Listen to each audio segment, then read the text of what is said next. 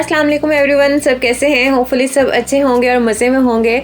जी तो आज लाहौर में बहुत तेज़ बारिश हो रही है। मौसम देखिए कितने मज़े का लग रहा है ना, और इतना ठंडा ठंडा सा मौसम हो गया। और खुशी इस बात की है कि माशाल्लाह से रमज़ान भी है, तो बस रोज़े जो है ना वो बहुत अच्छे गुजर रहे हैं, क्योंकि मौसम ठंडा है तो किसी को रोज़ा भी फील नहीं होता और बहुत अच्छे गुजरे हैं सबके रोज़े। मैं बस यहाँ अपने रूम के बाहर खड़ी हुई थी, तो मैंने सोचा कि थोड़ा सा सीन कैप्चर कर लेती हूँ और आप लोगों के साथ शेयर करती हूँ कि यहाँ बहुत तेज़ बारिश हो रही है और बहुत मज़े का मौसम है।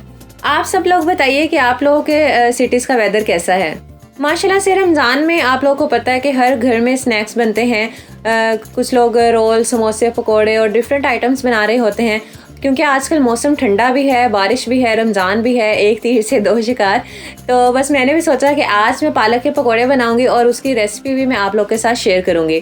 तो चलिए जी फिर रेसिपी स्टार्ट करते हैं। बिस्मिल्लाहिर्रहमानिर्रहीम पढ़ लेते हैं। अच्छा जी, मैंने ना 2.5 कप के बराबर ना पालक ली है ये, और इसको मैंने काट लिया। काटने के बाद अच्छे तरीके से इसको वॉश करेंगे। वॉश करने के बाद इसको हम स्ट्रेन कर लेंगे, यानी कि पालक में पानी ना बिल्कुल भी मौजूद नहीं होना चाहिए। अच्छे तरीके से स्ट्रेन करने के बाद मैंने एक बड़ा बाउल ले लिया, इसमें ऐड कर देंगे।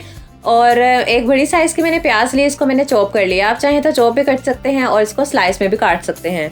इसको ऐड कर देंगे हम पालक के अंदर। उसके बाद जी मैंने लिया है बेसन 1 कप के बराबर, इसको मैंने छान लिया है और साफ़ सुथरा बेसन लेंगे। इसके बाद इस बेसन को भी हम इसमें ना ऐड कर देंगे। बेसन को मैं इसलिए छान के ऐड करती हूँ कि फिर मिक्सिंग के वक्त ना इसमें कोई लम्स वगैरह नहीं बनते और ईज़िली मिक्सिंग हो जाती है। उसके बाद जी हम इसमें ऐड करेंगे 1 टेबल स्पून भर के साबुत धनिया, और इसको हम ना हाथों की मदद से ना इस तरीके से क्रश करके ऐड करेंगे। फिर मैं इसमें ऐड करूँगी जी 1/2 टेबल स्पून ज़ीरा, इसको भी मैं हाथों की मदद से ऐसे क्रश करके ऐड करूँगी।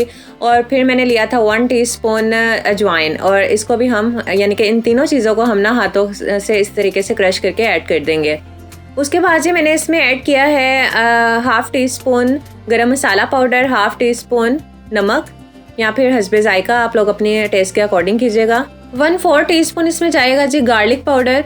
अगर आपके पास गार्लिक पाउडर नहीं है ना, तो गार्लिक को थोड़ा सा क्रश करके आप ऐड कर सकते हैं। 1/2 टेबल स्पून इसमें जाएगा लाल मिर्च का पाउडर। 1/2 टेबल स्पून इसमें जाएगी जी कुटी हुई लाल मिर्च। और ये है मेरे पास बेकिंग पाउडर, इसे हम ऐड करेंगे 1/4 टीस्पून। बेकिंग सोडा भी हम इसमें ऐड करेंगे 1/4 टीस्पून। और अब हम इन सब चीज़ों को ना अच्छे से ना मिक्स कर लेंगे। अच्छा, इस बात का आपने खास ख्याल रखना है कि अभी ना इसमें पानी ऐड नहीं करना।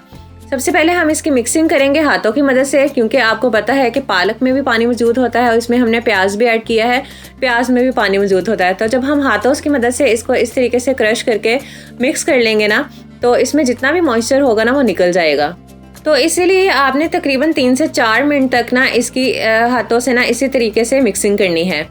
उसके बाद जी हम इसमें ना थोड़ा सा पानी ऐड करेंगे। पानी बिल्कुल थोड़ा थोड़ा करके आपने ऐड करना है, एकदम से बिल्कुल बहुत ज़्यादा पानी ऐड नहीं कर देना।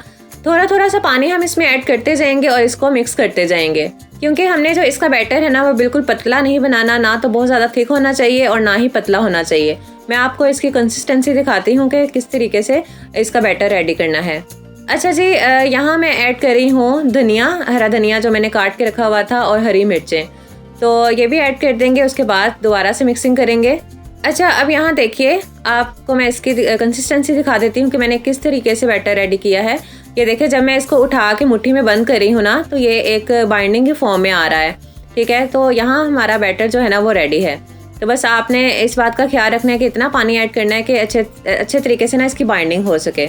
तो इसको हम फ्राई करेंगे मीडियम हीट पे, यानी कि तेल जो है वो बहुत ज़्यादा गर्म नहीं होना चाहिए और बहुत हल्का भी नहीं होना चाहिए। तो बस पकोड़े हम इसमें डालते जाएंगे और फ्राई करते जाएंगे। जब एक तरफ से कलर प्यारा सा आ जाएगा ना, तो हम इसको टर्न करते जाएंगे। और इसी के साथ साथ जो लोग चैनल पर नए हैं और मेरी वीडियो को फर्स्ट टाइम वॉच कर रहे हैं, वो चैनल को लाजमी सब्सक्राइब कीजिएगा, बेल आइकन को लाजमी प्रेस कीजिएगा, ताकि मेरी हर वीडियो आपको मिल सके नोटिफिकेशन के थ्रू। तो बस जी जैसे ही पकोड़े फ्राई हो जाएंगे ना, हम इनको निकाल लेंगे। आप लोग इनका कलर देख सकते हैं, ये बहुत मज़े के रेडी होते हैं। आप लोग रमज़ान में ज़रूर ट्राई कीजिएगा। बहुत सॉफ्ट से बनते हैं ये और बहुत मज़े के भी लगते हैं।